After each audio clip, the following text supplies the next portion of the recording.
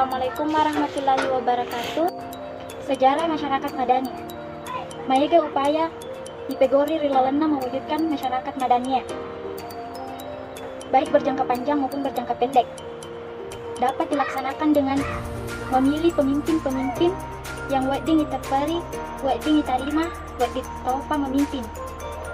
Nareko isapai akar sejarahnya, maka wading kita Rilalena masyarakat Yunani kuno engkameran nih sejak Riolo. Raharjo mengatakan bahwa istilah civil society sudah ada sejak zaman sebelum Masehi. Orang yang pertama kali mencetuskan istilah civil society yaitu Cicero pada tahun 106 sampai 43 sebelum Masehi sebagai orator Yunani kuno.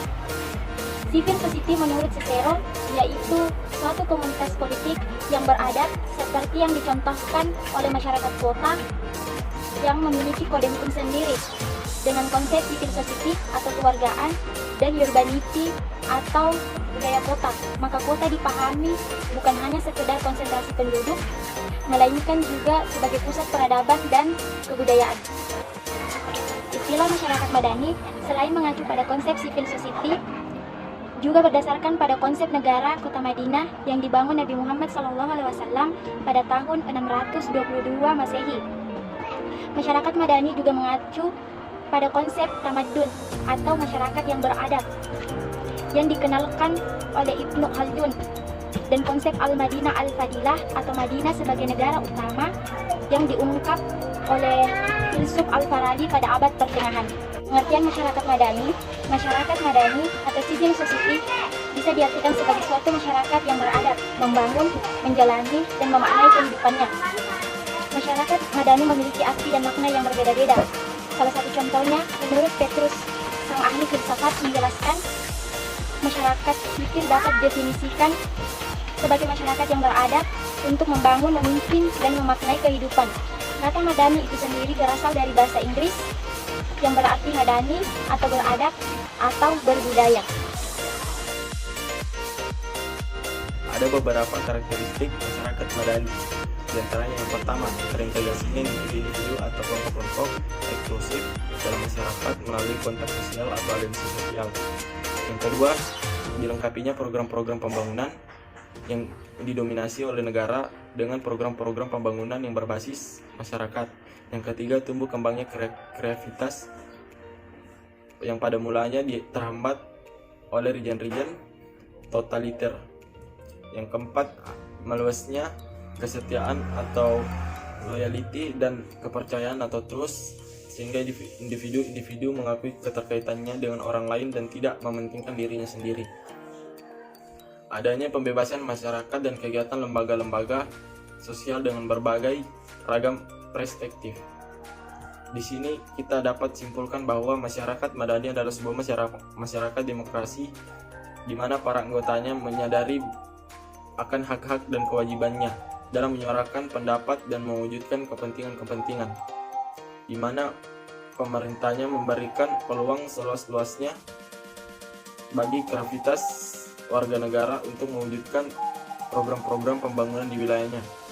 Adapun ciri-ciri masyarakat madani, merujuk pada Bah Muller tahun 1957 ada beberapa ciri-ciri masyarakat madani. Yang pertama, integrasi individu-individu dan kelompok-kelompok eksklusif dalam masyarakat melalui kontak sosial atau aliansi sosial.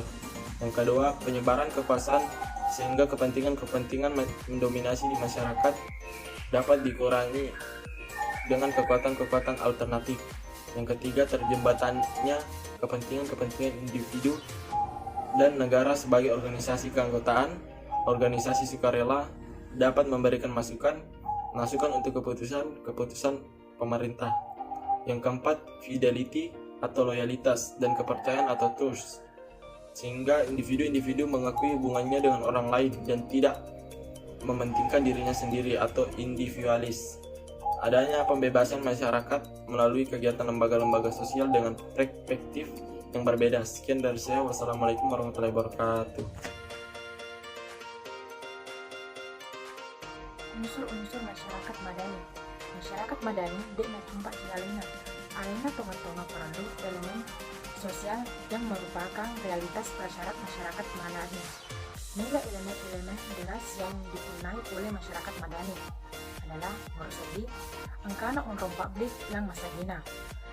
Ruang solek pengguna ranah ekspresitas politik.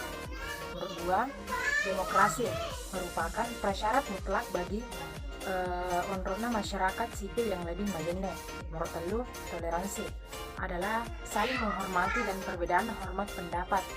Yang keempat, pluralisme merupakan prasyarat lain untuk masyarakat madani.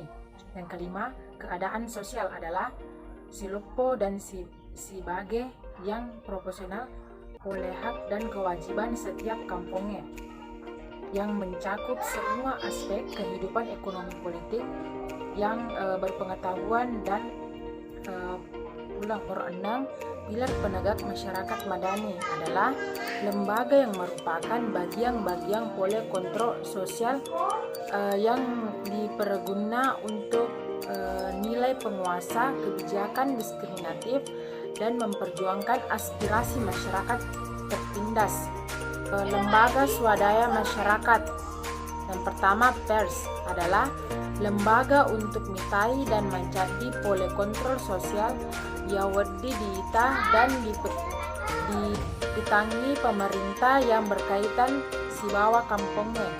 Nomor 2, supremasi hukuman. Setiap kampungnya, apakah tudangnya di pemerintah atau sebagai tahu, harus tunduk pada aturan-aturan hukumnya.